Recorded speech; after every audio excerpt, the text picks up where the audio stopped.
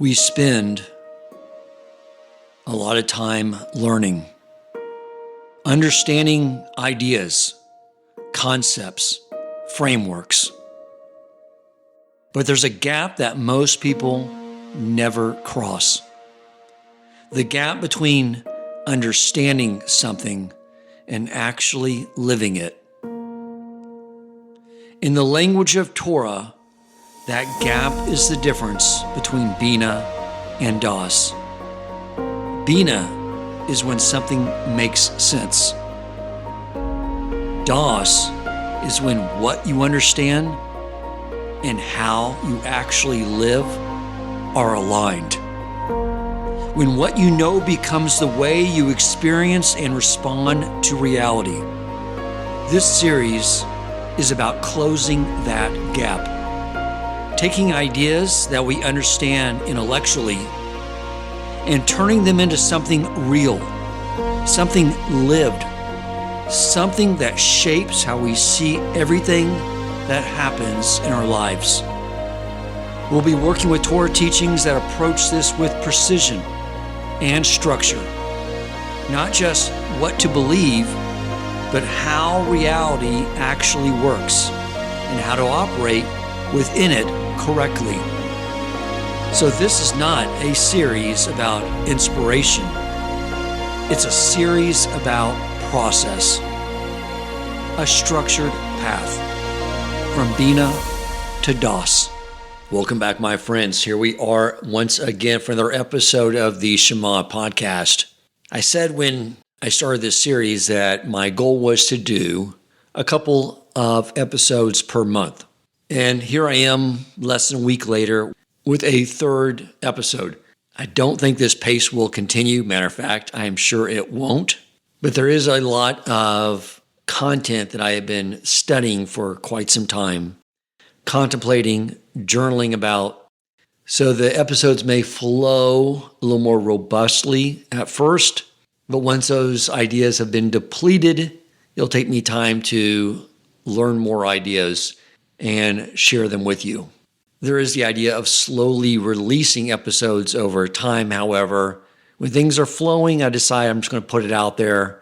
When the ideas are fully formed in my mind, because the way my life works, sometimes I may go through a long stretch where there's not a lot happening in that area. Ideas are not flowing. This is an idea that I have been working on for quite some time. It's a pattern I saw, a very clear pattern between the name of Yaakov and Yisrael being interchanged throughout the Torah. But before I get into this framework and how to apply it in our lives, I wanted to touch back on the previous episode and bring some clarity to that idea to make sure it's understood. That idea of the system of concealment and disclosure, that is a once-in-a-lifetime event. That is something that happens on a macro level that everyone has to go through at some point in their spiritual growth. So it's more intense, but it's something that, again, that happens once. What we're going to be learning today through the system defined through what the Torah tells us of the names Yaakov and Yisrael are going to be something that happens more on a regularly occurring, even intraday basis.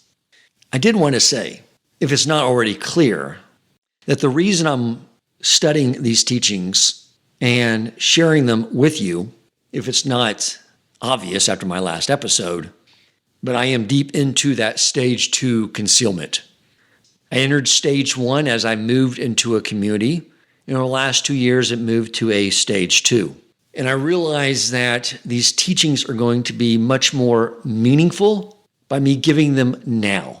And it has also allowed me to take my struggles and turn them into something that I hope, God willing, will allow someone listening to go through those periods of concealment and disclosure, as discussed in the last episode, with much more ease, understanding what they are going through.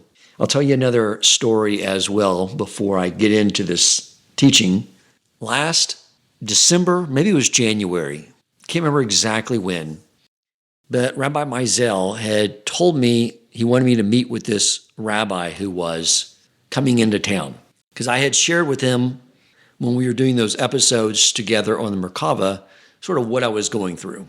And I had stopped really talking to rabbis about this. I mentioned it to him in passing when we were in here recording, because no rabbis I spoke to about it understood what was happening with me. And I felt it was even harming their emunah. So I was like, I'm not going to bring it up anymore. And he really wanted me to go meet with this rabbi that was coming in town from Israel. He goes by the name the Sosifar Rebbe. And he assured me this is a different type of person, to definitely go speak with him. He told me a encounter his friend had with this rabbi, and it was insane, mind-blowing story. Something was different here. There's something about this person that he is able to have clarity on situations, which is what Torah does. If you study Torah and you learn Torah, apparently this person wakes up in the middle of the night and goes and learns in Rachel's tomb. So I'm not denying the fact that when someone with a pure heart, which this man did, studies Torah, they're able to have, Ruach HaKodesh, have clarity on things. So I said, fine, I'll go meet with him. Someone had sponsored, I guess, for him to come in town. He spent a couple of days here, not doing sightseeing, but literally sitting in someone's house, in their office, seeing one person in this community after another, having those people share what their challenges are, and him providing clarity and insight on how to navigate that situation, one after another, after another, after another. We're a very sweet person, comes out here and just does this for, I don't know how many days he was here, but it was just one meeting after another meeting after another meeting. I go see him, and I walk into the office, and I introduce myself. I say, I understand you can offer guidance to me. And he says, sure, sit down. Mostly Yiddish speaking, but he had some broken English. We were able to communicate. He asked me for my mother's name, and he started writing on a piece of paper. And then he asked for my wife's name. I could tell then he was, wanted her mother's name. So I explained that my wife Elisheva is a ger. So he knew it would be Sarah. And he's writing the Hebrew names on a piece of paper, but like in a format going down the page in a certain structure. He asked for my daughter's name. Again, I said she's a ger. And he wrote everything out on a piece of paper, like in this pattern down the sheet. And then he stared at it. And then he started getting frustrated, putting his face in his hands and like shaking his head and clearly confused and frustrated. He grabbed a book out of his book bag and started flipping through the book. And he was just saying, like, this doesn't make any sense. I didn't know what he was doing, but it was something to do with names. And I realized after a while, like, okay, whoa. Let me explain. I introduced myself as Dan, but my Hebrew name is Daniel. So he said, oh, okay. And he put the additional letters, the Yud and the Aleph and the Lamed. And then he seemed very happy. He's like, oh, yes, okay. See, everything seemed to make sense to him. I still had no idea what's going on. I just kept thinking back to the episode I did during the Q&A where I was asked to look into names, and we learned that when we receive our Hebrew name from our parents, or when we give a Hebrew name to our children, we lose our free will, that those names come from a deeper level. They're not random because our souls are like branches on a tree. And I think that's maybe what he was doing by writing all the names out in Hebrew in this particular pattern to see something. And then he took my hand and he looked at my palm, which I didn't even know this was a Jewish thing. It makes sense. I've heard that the Arizal was able to look at the lines on someone's forehead and tell exactly what their previous lives were. It does make sense that since our bodies are simply physical impressions of our soul in this world, that there's obviously nothing is random or ancillary or has something with no meaning. So I guess I understood when he was looking at my palm that there was telling things about my life journey. He sat and explained to me everything that had been occurring in my life. It was very surreal to listen to a total stranger talk to you about your life. But he said, this phase will be over soon, and everything will flow much stronger than it did before. I don't know real soon what that means, especially in the From world, Hasidic Jew. If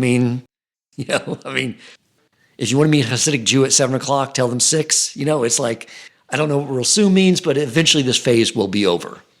And that's why I realize I need to do these teachings now, because they're going to have more of an impact. And they're more real to me now while I'm raw and involved in the experience.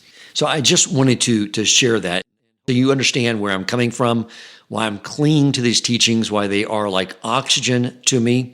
And God willing, I hope that they'll be there to help out you in those times in your life when they can be most helpful. So to the teaching at hand, we're going to learn about this system, this struggle, this oscillating pattern between Yaakov and Yisrael. So we tend to believe that growth happens when things become clear, when confusion goes away, when pressure is removed, when the situation resolves. We assume that the struggle is the obstacle. But the Torah presents a completely different model. It shows us a person who reaches his highest level, not when life becomes simple, but in the middle of struggle. And that person is Yaakov. But there's something important to understand. This is not just a story about Yaakov. This is about us, because the Jewish people are called by two names, Yaakov and Yisrael. And that itself needs to be understood. Avraham has children, but not all of them continue the covenant. Yitzchak has children, but not all of them continue the covenant. But Yaakov is different. All his children become the foundation of the Jewish people. The 12 tribes all emerge from him. And because of that, his identity is not just personal, it becomes national. We are called B'nai Yisrael, the children of Israel. But at the same time, the Torah still calls him Yaakov, which means something powerful. We are not just Yisrael, we are Yaakov. And if the Torah preserves both names, then both are essential. So when we study the movement from Yaakov to Yisrael, we are not studying his life, we are studying our own. If we want to understand this properly, we have to do something simple. We have to follow the Torah step by step and pay attention to one thing. What does the Torah call him in each moment? Yaakov or Yisrael? Because the Torah is not switching names randomly. It is teaching us something very important. Let's begin in Bereshit, verse 32:8, where it says Yaakov was very afraid. He's about to meet Esau, so this is not theoretical. Esau hates him, wants to kill him, is coming with 400 men. So what does Yaakov do? He prepares in 3 ways. He sends gifts, he prays, he prepares for war. He is fully engaged in reality. And the Torah calls him Yaakov. What does this mean? Yaakov represents navigating reality, dealing with uncertainty, managing risk, acting within complexity. And this is critical because we often think if I had more emunah, I wouldn't feel fear. However, Yaakov Avinu feels fear. The Torah is teaching us that fear is not the opposite of growth.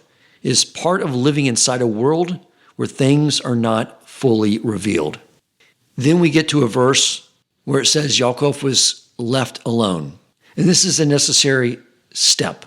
At some point, everything falls away. No family, no support, no strategy. The Gemara tells us that he went back for small vessels. But the Torah is emphasizing something deeper. He is alone. And what does aloneness mean? Sort of going back here to what I was saying about my situation. It means no one can answer for you, no one can decide for you, and no one can remove the moment. And this is where transformation begins. Not in clarity and not in comfort, but in a place where you cannot avoid yourself and you can't avoid the struggle. The next verse, a man wrestled with him. Bereshit 32:25. Now something completely different happens. No more strategy, no more planning, just struggle, direct confrontation. Until now, Yaakov was navigating around reality. Now, he is directly engaging in it. And this is where everything changes. The angel says your name will no longer be called Yaakov, but rather Yisrael. This is the moment of clarity, the moment of alignment. What is Yisrael? You struggled with God and with men, and you prevailed. Yisrael represents clarity, directness, alignment with truth. But now comes the most important part. Right after this highest moment, the Torah says, Yaakov called the name of the place Peniel. The next verse, he's referred again to Yaakov. A bit shocking. He just became Israel. So why is he called Yaakov again? Because the Torah is teaching the experience of Israel is not the goal. The goal is bringing Israel back in to Yaakov. Yisrael is the moment of clarity. Yaakov is the one who has to live with it. Naming is an act of integration.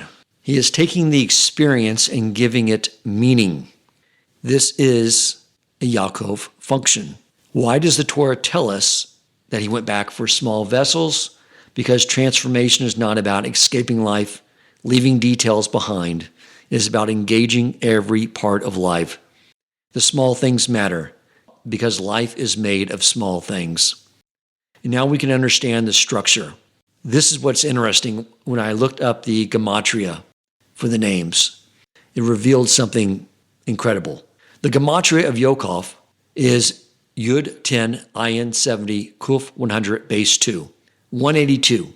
Yisrael is Yud 10, Shin 300, Resh 200, Aleph 1, Lamed 30, 541. So again, the gematria of Yaakov is 182. The gematria of Yisrael is 541. The difference being 359, which is what I was thinking had something to do with this, and it did. 359 is the gematria of the Satan. Shin 300, Test 9, Nun 50. What is this telling us? The difference between Yaakov and Yisrael is the value of Satan, which means the struggle is not in the way. It is not delaying something. It is the bridge. It is the mechanism for transformation. The Gemara states that the Satan and the Yetzer Hara are the same system, expressing itself in different ways. The Satan is what creates external challenges, and the Yetzer Hara is what gives us the internal challenge on how we interpret the external challenge. And what we're learning here is that the struggle that's being created here through the Satan is what is necessary to move from Yisrael to Yaakov. It is what creates us, what builds us. I'm not sure if it's my place. I'm still fairly new to the From world, 6 years here. I don't know. I think I can say this. And look, what do I know? I'm not a rabbi. I'm just a regular guy. But it seems like there is a problem in the From world of segula addicts. It's just my observation, because what I see is that when people have these struggles, that they look for segula to remove the struggle, get rid of the struggle in front of me so I can move forward, not realizing that the struggle is there for a reason. The struggle is there for a reason. The internal way in which we deal with the external struggle is what's going to transform us. So it seems like that's a problem when you're always just trying to figure out some quick fix to remove the outside struggle, instead of realizing that Hashem authorizes to be there to cause us our necessary and create our growth and what's necessary for us to transform. Now, I just happened to last Shabbos read an amazing writing by Rabbi Joey Rosenfeld. I was planning on doing this, and I just added this in yesterday because it was like so amazing how this all fit in. It's a piece he wrote. If anybody wants them, I'm happy to forward them the PDF. You can request it through the Shema Podcast WhatsApp group by clicking in the link in the show notes, or email me at shemapodcastshow@gmail.com. But Rabbi Joey Rosenfeld explains that the entire structure of reality is built on what appears to be opposites. Things like giving and receiving, light and vessel, clarity and concealment. These are not just abstract ideas, they are basic structures of how reality functions. At first, these forces appear completely separate, even opposing. One feels like light, the other feels like darkness, one feels like clarity, the other feels like confusion. But Rabbi Joey explains that this separation is not the ultimate truth. It is how reality appears from within the system. At a deeper level, these opposites are not truly separate. They are unified. And the process of growth is not simply choosing one side over the other. It is learning how to reveal the unity between them. He goes on to explain that this unfolds in stages. First, you experience the Havdalah, the separation. You feel like there are two forces, clarity versus confusion, or light versus darkness, or good versus bad. Second, you try to bring them together. You try to integrate. You try to understand how they relate. But the deepest stage is something else entirely. You begin to realize that they were never separate to begin with, that what appears as opposition was actually part of a single unified process. Now we can get back to Yaakov and see what's really happening. At the beginning, the struggle feels external. Something is happening to him. Then he engages it. He wrestles with it. But the turning point is not when he wins. The turning point is when he says, I will not let you go unless you bless me. This is a completely different stance.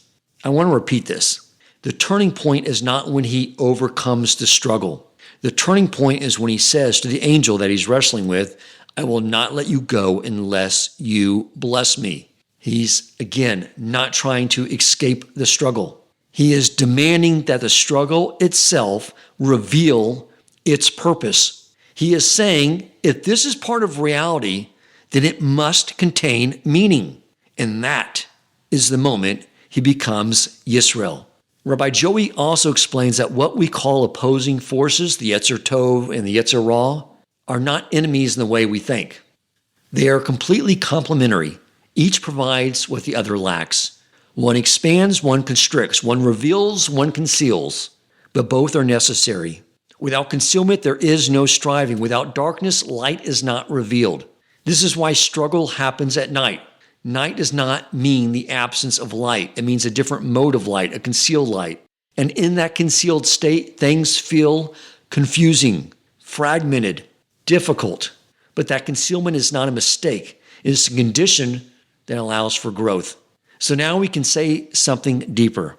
Yaakov becomes Yisrael is not about escaping struggle, eliminating difficulty.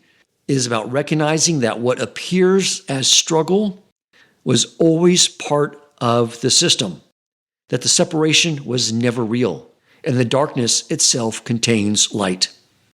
The deepest shift is this, not that the struggle goes away, but that you realize it was never separate from the process in the first place. Now we're going to be touching on the story of when Yaakov realized that Yosef was alive. And it says, the spirit of Yaakov was revived. Pay attention here because the Torah again calls him Yaakov. To understand why, we have to step back. For over 20 years, Yaakov believed that Yosef was gone, that he had died. The brothers brought back the tunic dipped in blood, and he concludes that a wild animal had devoured him. From that moment, everything changed. The Torah tells us he refused to be comforted. Chazal explained that normally a person is comforted over time, but Yaakov is not, because something deeper is happening. Yosef is alive, but Yaakov cannot access that reality. So he is living in a split state, a reality that feels final but is not truly final. And that is exactly what Yaakov represents, living inside a world where truth exists but is concealed. Years pass in that state. Then the brothers return and tell him, Yosef is alive. At first, he cannot accept it. The Torah says his heart went numb. He cannot process it, but then something shifts. He sees the wagon that Yosef sent. And Chazal explained that these were a sign connecting back to the last sugya that he learned with Yosef. And in that moment, something internal changes. Not externally. Externally, nothing has changed yet. But internally, something comes back to life. And the Torah describes that moment as the spirit of Yaakov lived again. Because this is still Yaakov. This is a shift happening inside concealment. And then immediately the Torah says, and Yisrael said. Now the name changes. Nothing external has changed yet, but internally, clarity has returned. And that is when the Torah calls him Yisrael. Now we can say it clearly. Going back to the whole series we're doing here, from Bina to Das. Bina, again, is understanding Das is lived reality. Yaakov is understanding inside life. Yisrael is clarity aligned. Das happens when Yisrael enters Yaakov. We also experience this oscillating pattern during the week. Shabbos is Yisrael, clarity. Weekday is Yaakov. Shabbos gives clarity. The week is where you live it. The goal is not to stay in Shabbos. The goal is to bring Shabbos into the week. This is a final point here that we need to point out to bring everything together. When Avram becomes Avraham, the Torah says, your name shall no longer be called Avram, your name shall be Avraham. In the Talmud, it says, one who calls Avram Avram violates a mitzvah because the old identity disappeared.